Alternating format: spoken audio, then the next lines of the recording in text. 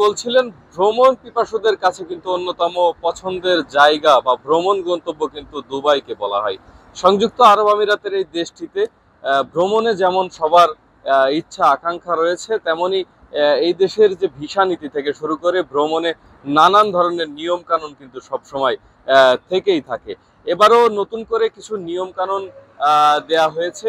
সম্প্রতি আমরা জানতে পেরেছি যে বেশ কিছু বিষয়ে গুরুত্ব আরোপ করা হচ্ছে, যে এখন থেকে যারা সংযুক্ত আরব আমিরাত তথা দুবাই ভ্রমণে আসবেন তাদেরকে বিশেষ কয়েকটি বিষয় গুরুত্ব সহকারে পালন করতে হবে, অন্যথায় তাদেরকে কিন্তু এয়ারপোর্ট থেকেই ফিরে যেতে হবে। এর মধ্যে যেটি সব থেকে গুরুত্বপূর্ণ সেটি হলো এই দেশের যে মুদ্রা আছে দিরহাম, এই দিরহাম আপনাকে 3000 দিরহাম সঙ্গে আনতে হবে, অথবা আপনার যে ক্রেডিট কার্ড থাকবে সেই ক্রেডিট কার্ডে 3000 দিরহাম সমপরিমাণ অর্থ থাকতে হবে। এছাড়া আরেকটি বিষয় নিশ্চিত করতে বলা হয়েছে, সেটি হলো এখান থেকে যে আবারও একজন ভ্রমণকারী তার নিজ দেশে ভ্রমণ শেষে ফিরে যাবেন, তার নিশ্চয়তার স্বরূপ রিটার্ন টিকিট, বিমানের ফিরতি টিকিট কিন্তু তাকে নিশ্চিত করে আসতে হবে এবং সেটি বৈধ হতে হবে।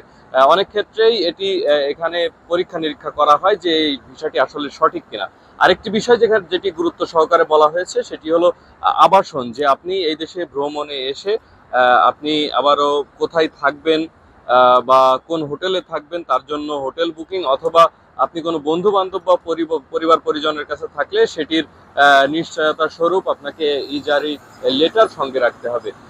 সব মিলিয়ে আমরা যেটি জানতে পেরেছি যে এই দেশের যে মুদ্রা, এটি সর্বনিম্ন 3000 দিরহাম, যেটা বাংলাদেশি মুদ্রায় 96,000 টাকার কিছু বেশি, এবং রিটার্ন টিকিট, বিমানের রিটার্ন টিকিট, এবং যে হোটেলে বা যে আবাসনে ভ্রমণকারী বা যে ব্যক্তি এদেশে ঘুরতে আসবেন তিনি থাকবেন সেটির নিশ্চয়তার স্বরূপ পেপারস সঙ্গে রাখবেন।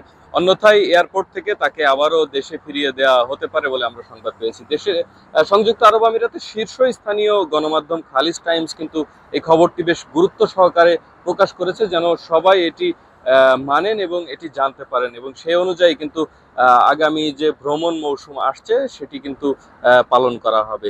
এই ছিল সংযুক্ত আরব আমিরাতের দুবাই থেকে ভিসা নীতি এবং ভ্রমণ ভিসাধারীদের এদেশে ভ্রমণের সর্বশেষ খবরাখবর।